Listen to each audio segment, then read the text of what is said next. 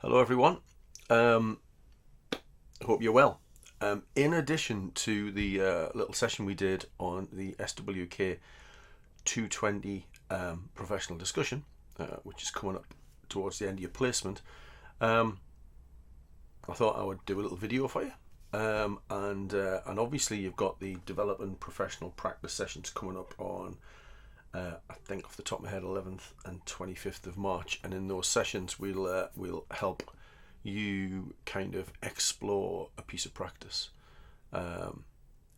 or explore practice that you're doing on placement, so that you can see how to make those links. So the module guide has the stuff in that I'm going to tell you, so make sure you have a look at that.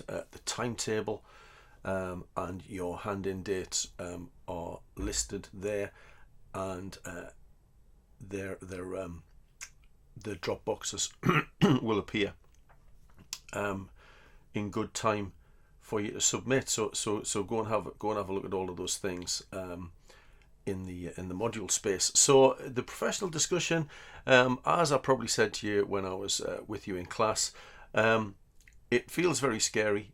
Or lots of people say they're like worried about it, but I can genuinely say that even that at the end of it, the majority of students say actually that was all right, that was better than I thought. The reason for that is, I suspect, is because you'll be talking about something very real. You're not talking about something abstract. You're talking about a piece of practice that you've done. Now, on that point, it has to be something that you've done. It can be a piece of practice that is joint work, but you must analyze, reflect, talk about the bit that you did.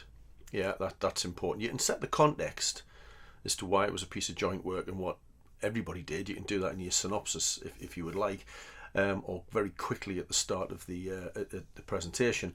But you need to focus in on the bit that you did. It has to be about your practice. So you're going to identify a piece of practice, enlist the help and support of your on-site supervisor and or practice educator to do that. In fact, one of the things that the professional discussion is like what hopefully you might be doing in supervision, which is the practice educator will kind of ask you what you've been up to, and then they will get you to talk about and drill down into the theories, the models, the communication skills, all that kind of thing. It's very much like that. So you'll model that as you go. So the first thing you need to do is produce a 500-word synopsis. There'll be a place for you to hand that in. Remember to keep it confidential, so anonymized and all that kind of thing. We know where you're at in placement, so you can mention the agency. That's not a problem, but keep it anonymized in other ways. Don't start to get into exploration of the practice. You are merely setting the scene. So you give an outline of the case. You can tell us what you want in this 500 words, but it's not many, so you have to be succinct. But you should at least give us the background of the case, like how did the referral come in, or who referred, maybe. Why is the agency involved? Is it an ongoing piece of work, maybe? So maybe there wasn't a referral in, maybe you've picked up a piece of work that's longer term. Who was involved and why? Because it might just be you and your agency and the client, service user, child, whatever, or there might be other professionals, and that's interesting for us to know. And then an overview of the circumstances as they are presenting themselves before the piece of practice.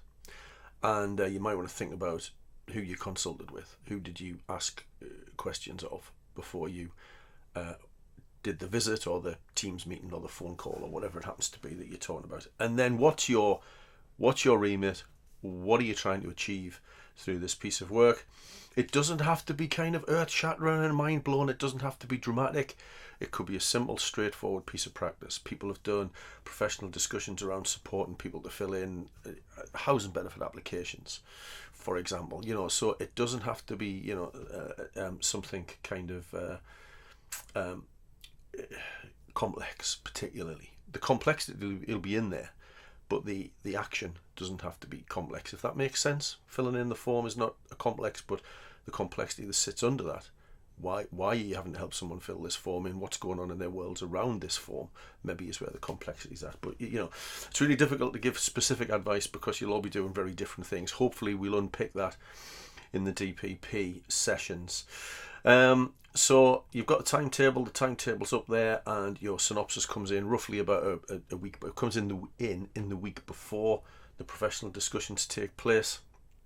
The information's up on Canvas, and then in the professional discussion, which will last for about 20 minutes, we'll give you an indication that we're approaching 20 minutes, and we won't want you to go over by more than kind of the usual kind of 10% type thing, but we accept that bit like on Mastermind, if you're making a point, we'll let you finish that point. Started, so you finish. Eventually we'd stop you if you were just kind of making a point for days.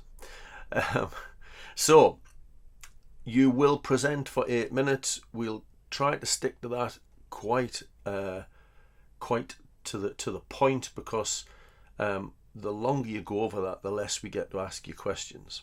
And I know that might suit you. You might think that's a good idea. I'll run over, get less questions. But obviously we're taking into account whether you can kind of hit the 8 minutes, whether you can construct some sort of presentation that you do within time. So there's no advantage really to that.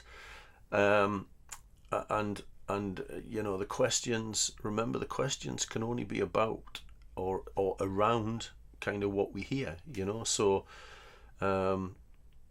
and it'll be your practice we're asking you about. And I think that's where the kind of comfort comes from this process. People enjoy it from that point of view. We'll be asking kind of maybe how did you use supervision to reflect on that? Did it challenge you in any way in terms of your values? We might use some tell us a bit more about questions. Tell us a bit more about, you said you had to negotiate or communicate in a particular way. Tell us a bit more about that. Those kind of things. So in your presentation, describe the piece of practice. We need to know what you did. It's useful to explore communication and engagement. I'd argue that kind of gets you into models and how you've used models, probably, because this will be a communication event, won't it? One way or another, it'll be a face-to-face piece of practice, or a phone call, or a Teams meeting, or whatever. So then, you'll want to explore the communication and engagement, and how you got the person to engage.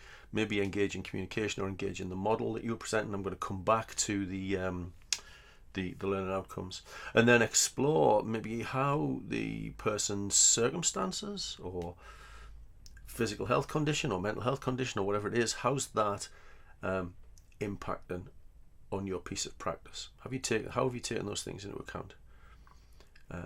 Poverty, poor housing, whatever it happens to be.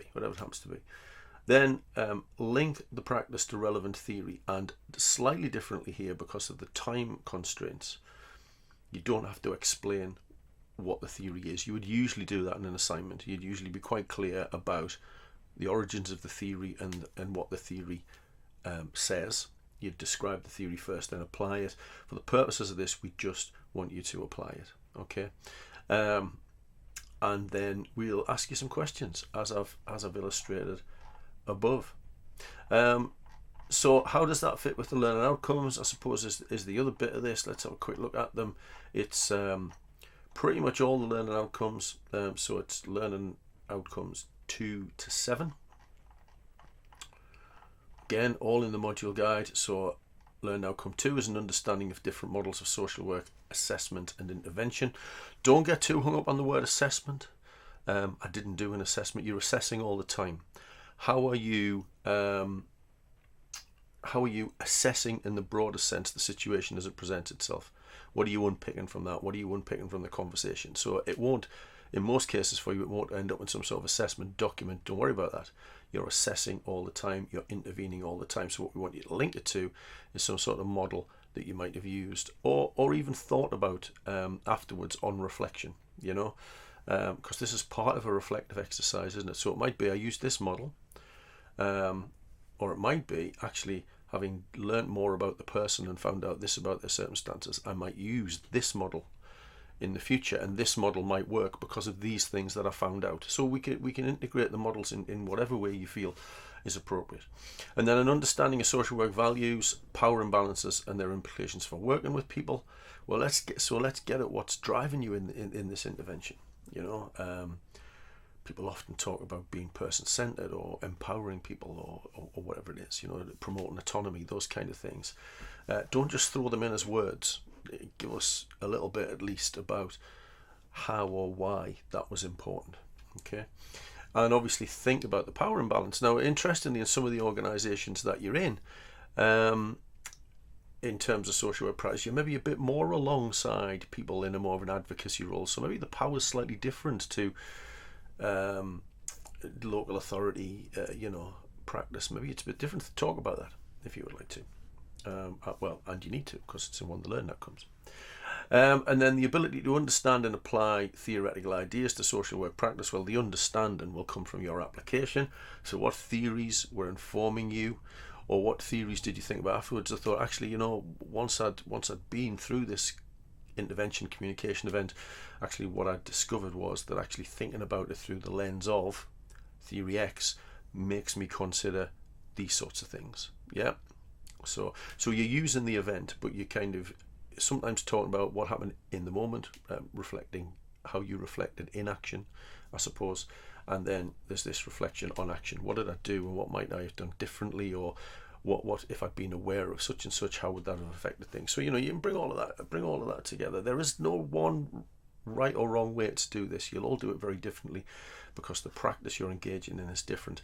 And then an understanding of the ability to explain the use of skills in assessing, planning, and intervening appropriately in different contexts. So it's about your specific piece of practice and what skills were you using. So that's if you talk about communication skills, that would be good.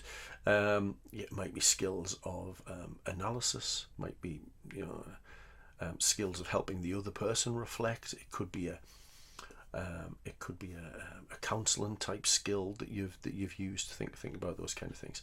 Then obviously we've got the ability to present material in a clear and coherent manner with an appropriate standard of literacy. So this is largely spoken, but make sure your slides they don't have to be fancy. They don't have to be fancy and all singing, all dancing, but make sure obviously the spellings are right and the sentences are right and all that kind of thing. And we will consider how effectively your synopsis is written. I wouldn't expect necessarily that you would reference the synopsis. It depends what you write, but obviously if you are referencing agency documents, I'd expect you to reference those. But obviously you kind of, the sort of things you're going to get into, you're very much setting the scene. So you might not reference, don't worry about it. But if you need to, then you should. Obviously, if you put something in that needs referencing, then you should reference it, obviously. So the synopsis, we'll want that clear and coherent. We'll want your slides clear and coherent. And then obviously how you articulate that will be also kind of looked at in terms of your final mark. And then the ability to use sufficient and relevant research at this level and acknowledge your sources, prescribed systems, etc. So I would want you to imagine your slides are like an assignment. On the slides, reference like you would reference in the body of your text, and then a reference list at the end like you would do your reference list in an assignment. So yeah, do it like that, and that keeps that consistency with how you do it in your assignments. So there you go. So I'll get this up online, and hopefully you can have a watch of it maybe before the DPP sessions, and then that might stimulate some questions that you want to ask. Obviously you don't have to wait till then to ask the questions. Drop me an email as the kind of module leader. You can ask those questions of me, or you can ask them in your sessions, and your tutor, because you do those sessions in your tutor groups, your tutor can maybe answer the question, or they can come and have a chat with me, and I can get you a response. All right, so don't worry about it too much. You know what I mean? Honestly, people seem a bit scared of it, but at the end of the day, most people say, actually I thought that was all right, it was okay. And some people have actually said, I enjoyed that. So there you go. We'll see how that goes, and that's it. Any questions, email me. Okay.